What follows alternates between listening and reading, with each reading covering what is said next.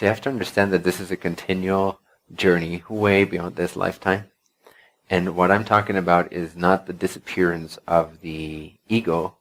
I'm talking about the disappearance of the soul, or the completion of the soul itself, that which is already beyond this lifetime anyway. So that thing itself, that collection of lives, that itself is on a journey through the densities, through the different, some people call them dimensions. I prefer the word densities. And at some stage, one of the lessons, or one of the main learnings that a beingness goes through is that of a merger with all that there is. In other words, you lose your individuated identity. In a sense, it's hard to talk about this, so it's all approximations, but in a sense, you could imagine that the consciousness itself that has the soul identity, that has, and beyond that even has the group soul identity, that itself completes its journey of a complete cycle being a cycle of creation itself, a cycle of a universe itself, so to speak. And at that stage, the soul, if you want to call it that, at that stage, at that point, is looking, it's turning its gaze back into foreverness completely, and it's leaving behind a blueprint of itself, everything that it has learned. That blueprint is what we might know of as the higher self. Your higher self is the blueprint left behind by you millions of years from now, moving into infinity, if that is comprehensible. So, like I said, it's not so much disappearance, because you do not disappear. It's not that you disappear, it's that you complete. It's that, and that's why it's hard to talk about, because in a sense you leave behind all individuation, but it doesn't mean that what is the essence of you disappears. What, if you exist now, you can never cease to exist. It's not possible. So there will always be the existence that is you, no matter what you go through, no matter how ultimate or absolute it is. But that you, which is the essence of you today, which you could say, okay, is my soul or my consciousness that goes through these different experiences, that, let's just call it soul for now, that soul essence, the consciousness that makes that up, will still be existent, even though its identity is merged with all that there is, meaning that you become the awareness of all that there is, no longer of Bentinho, no longer of whatever group, collective consciousness there is beyond Bentinho, etc. It is the merger with all that there is. It's the returning back to the infinite creator at the end of a cycle of exploration. This is not the end, because a new cycle begins right after, meaning after a timeless time of incomprehensible, indescribable foreverness. And then you begin a new cycle, which will be different. It will be the eighth density, so to speak. And this completion happens somewhere between the seventh and the eighth density. The eighth density being the new start of a new octave, of a new creation altogether, of which I cannot really say very much because I don't really have access to that. It's too unimaginable. It's totally different. So there's no words, there's no concepts for that. It's very hard to even get any kind of accurate glimpse of it for myself to be saying. I have hypotheses, but that's about it. But first through seventh can be fairly accurately described, although the higher the densities, the more it will be an approximation, because the less we will have any frame of reference for what that way of being is like.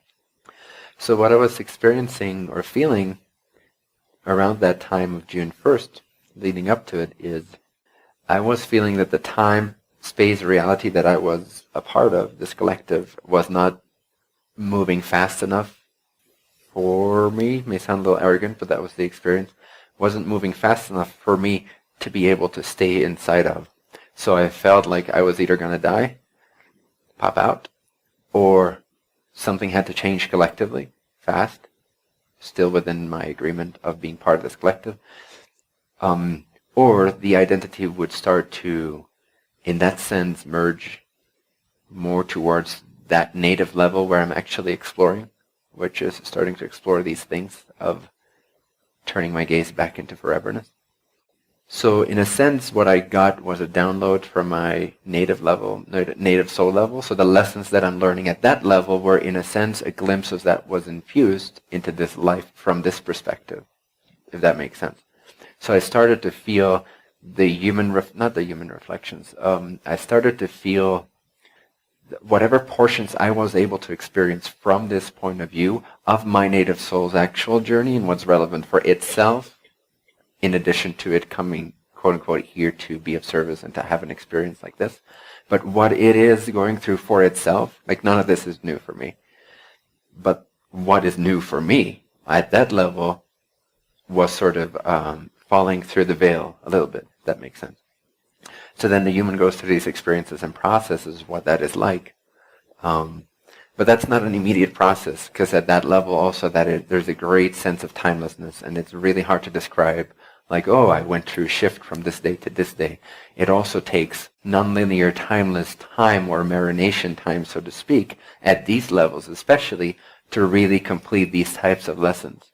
So it's not something that can be equated to even have anything to really do with this life, I discovered.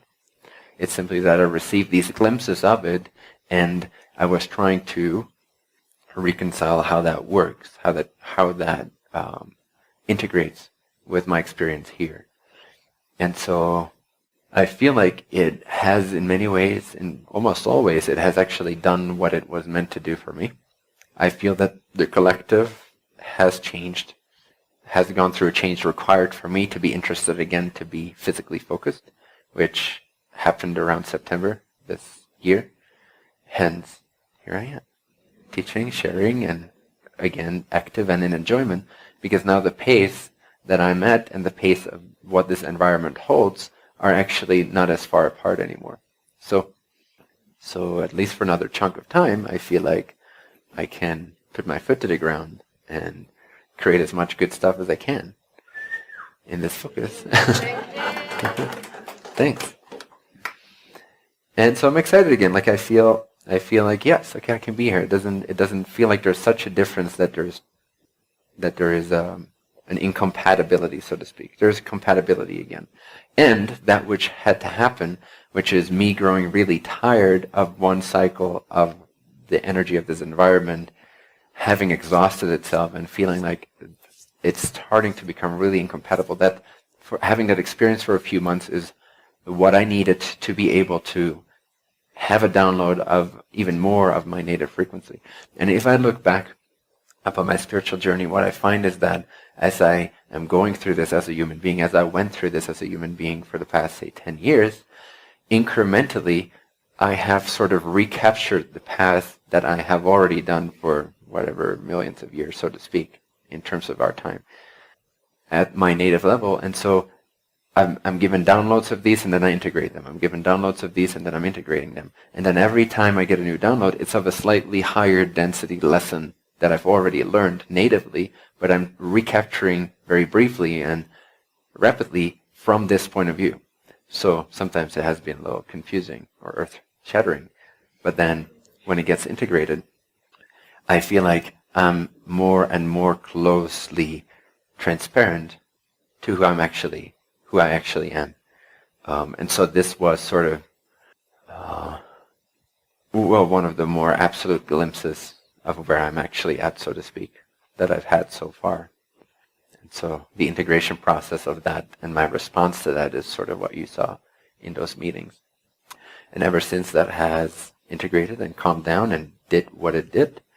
And like I said, and my disclaimer at that time also was, I have no idea what's actually going to happen. I might stop teaching, I might continue to teach, it might take on a different form. In the way that I'm sensing it now, but again, the same disclaimer, I don't know, it can take me in a different direction at any moment. But at this time it feels like, at least for a foreseeable amount of future, I am really excited about living a physical life and sharing and teaching, and even more so than that, creating a lot of new things and expanding the team. And so I'm very physically oriented actually right now. Like I'm busier than I've ever been in many ways.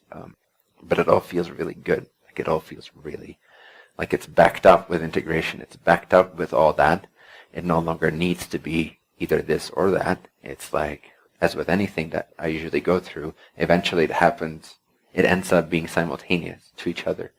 So I feel that what it did and what I exclaimed or expressed in those meetings, those last couple meetings that I gave, has in a sense completed itself and has done what it had to do vibrationally for myself. And I'm still here, and it's exciting to be here. So simultaneous. Could I speak more of the native soul level? Sure. Even this is a vague concept because the reason it's hard to talk about is because time is not linear beyond this level. So to put it in linear terms is a little tricky because we like to see things in terms of linearity and in a sense there is a linear progression to everything. Even at a soul level there is a linear progression. But it's very hard to pinpoint where you truly natively are at, because even natively you are in a sense all over the place. You are spread out over the different densities.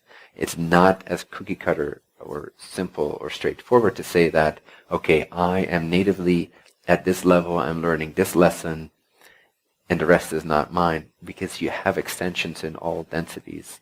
Even before you are natively fully oriented in, say, a sixth density experience, even if you are still sort of natively exploring your free will at the soul level of fourth, fifth density, you already have extensions into sixth density. You already have certain activations there as well. You already have a higher self that's already there as well.